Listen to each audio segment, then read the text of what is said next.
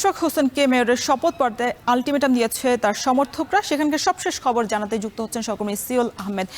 Seoul, আপনি তো সকাল থেকে সেখানে আছেন, এখন নগর ভবনের সামনের কি পরিস্থিতি দেখছেন, আর সাধারণ মানুষের এতে কোনো ভোগান্তি হচ্ছে কিনা?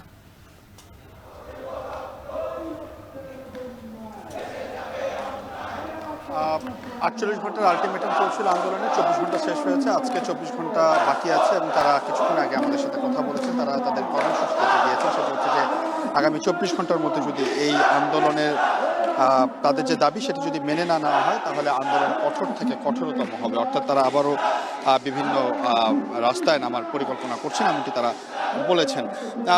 নাগরিক সেবা বন্ধ আছে গত 13 দিন যাবৎ, তবে তারা আজকে বলেছেন জরুরি যে নাগরিক সেবাগুলো রয়েছে, অর্থাৎ আমরা যদি বলি মশক নিধন কর্মসূচি আছে, বর্জ্য ব্যবস্থাপনা আছে, পরিচ্ছন্নতা কর্মীদের কাজ আছে, এছাড়া সড়কবাতি আছে, যেগুলো আসলে আমরা জরুরি নাগরিক সেবা হিসেবে চিহ্নিত করা যায়, সেগুলো আসলে কাজ থাকবে বলে এখানকার যিনি সাবেক সিনিয়র সচিব আছেন মশিউর রহমান, যিনি আন্দোলনেরও সমন্বয়ক বটে, এবং তিনি একথা আমাদেরকে জানিয়েছেন। আরেকটি বিষয় আপনাকে জানিয়ে রাখি, সেটা হচ্ছে যে ব্লকেট কর্মসূচি আজকের মতো চলছে। সিটি কর্পোরেশনের প্রত্যেকটি গেট যেগুলো আছে ঢাকা দক্ষিণ সিটি কর্পোরেশন নগর ভবনের, সেই গেটগুলো বন্ধ রয়েছে, নাগরিক সেবা বন্ধ রয়েছে। অবশ্য যেহেতু আন্দোলনের কথা অনেকেই জানেন, ঢাকাবাসী জানেন, সুতরাং নগরবাসী এখন আর এখানে আসছেনও না, তারা কোনো কাজও করতে পারছেন না, এবং অন্যান্য সকল কার্যক্রম যেগুলো আছে সেগুলো বন্ধ আছে। আমরা কথা বলেছিলাম আসলে এই যে যারা কর্মচারী আছেন, তারা আসলে কোনো মেয়র কিংবা প্রশাসকের অধীনে আসলে কাজ করবেন এরকম একটি প্রশ্ন আমরা তাদের করেছিলাম, যে আপনারা তো কর্মকর্তা কিংবা আপনারা কর্মচারী, আপনারা তো আসলে যে মেয়রই কিংবা যেই প্রশাসকে আসুক না কেন, তারা তো আপনাদের নাগরিক সেবা তো বন্ধ রাখার কথা। কিন্তু তারা আমাদেরকে জানিয়েছে তারা যেহেতু বিএনপির অঙ্গ সংগঠন, শ্রমিক দলের নেতা, তারা এই কারণে বলছেন যে তারা আসলে নির্দিষ্ট মেয়র ইশরাক হোসেনকে ছাড়া তারা আসলে কোনো ধরনের কার্যক্রম চালাবেন না কিংবা কাজ করবেন না। এই ছিল আমার কাছে নগর ভবন থেকে ইশরাক হোসেনকে মেয়র শপথ না পাঠ করানোর সর্বশেষ তথ্য।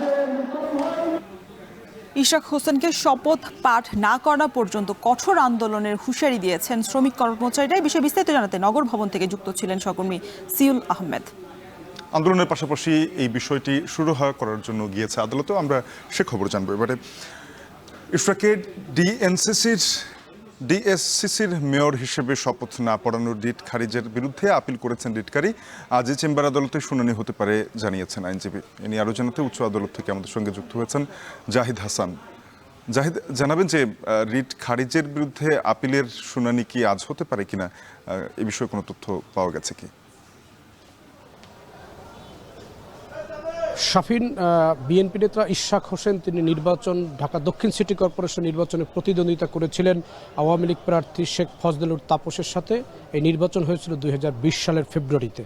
সেই নির্বাচনের পরে তিনি হেরেছেন। ইশরাক এই নির্বাচনটি বাতিল চেয়ে তিনি মামলা করেছিলেন নির্বাচনী ট্রাইব্যুনালে। সেই মামলার রায় আসে এই চলতি বছরের মার্চ মাসে। সেই রায়ে তিনি বিজয়ী হন এবং তাকে আদালত থেকে বিজয়ী ঘোষণা করা হয়। যদিও তার বিরুদ্ধে অভিযোগ আছে তিনি এই মামলায় জালিয়াতির আশ্রয় নিয়েছেন, তিনি স্বাক্ষর জাল করেছেন, সাক্ষী বদল করেছেন, এবং তিনি প্রথমে যে আবেদন করেছিলেন নির্বাচন বাতিল করার আবেদন, পরবর্তীতে তিনি নিজেকে মেয়র ঘোষণার আবেদন করেছেন। এরকম কিছু অভিযোগ নিয়ে তার এই নির্বাচনী যে রায়টি এসেছে সেই রায়ের বিরুদ্ধে একটি আপিল হয়েছে, রিট হয়েছে হাইকোর্টে। সেই রিটটি 22 মে অর্থাৎ গত বৃহস্পতিবার হাইকোর্ট খারিজ করে দিয়েছে। হাইকোর্ট খারিজ করে দেওয়ার পরে সেই হাইকোর্টের আদেশের বিরুদ্ধে যারা রিট করেছিলেন সেই রিটকারীরা আজকে আবার চেম্বার আদালতে এটি আপিল করেছেন, এবং রিটকারী আইনজীবী জানিয়েছেন যে আজকেই এটির উপরে শুনানি হতে পারে চেম্বার আদালতে, এটির সম্ভাবনা আছে, এবং এইটি ইতিমধ্যেই তারা আপিল জমা দিয়েছেন। একই সঙ্গে ইশরাকের পক্ষ থেকে তার আইনজীবীরা স্থানীয় সরকার মন্ত্রণালয়কে লিগ্যাল নোটিশ দিয়েছেন, তারা আইনি নোটিশ দিয়েছেন যে তাদের দাবি হচ্ছে আজকের মধ্যেই বিএনপি নেতা ইশরাক হোসেনকে মেয়র শপথ হিসাবে শপথ পড়াতে হবে। কারণ নির্বাচন কমিশন যে গেজেট দিয়েছে নির্বাচনী ট্রাইব্যুনালের রায় অনুযায়ী, সেই গেজেটের আইনগত সীমাবদ্ধতা আজকের মধ্যেই শেষ হয়ে যাবে। সুতরাং আইনগতভাবে এই 30 দিনের মধ্যে ইশরাক হোসেনকে মেয়র হিসাবে শপথ পড়াতে হবে। যদি শপথ না পড়ানো হয় সেক্ষেত্রে হয়তো পরবর্তীতে আইনি পদক্ষেপ ইশরাক হোসেন নেবেন। তবে দুই পক্ষেরই আইনি লড়াইয়ে এই ইশরাক হোসেন আসলেই শপথ কবে পড়তে পারবেন তার সেই বিষয়টা এখনও প্রশ্নবিদ্ধই থেকে গেল। শাফিন। উচ্চ আদালত থেকে আমাদের সঙ্গে যুক্ত হয়েছিলেন সহকর্মী জাহিদ হাসান।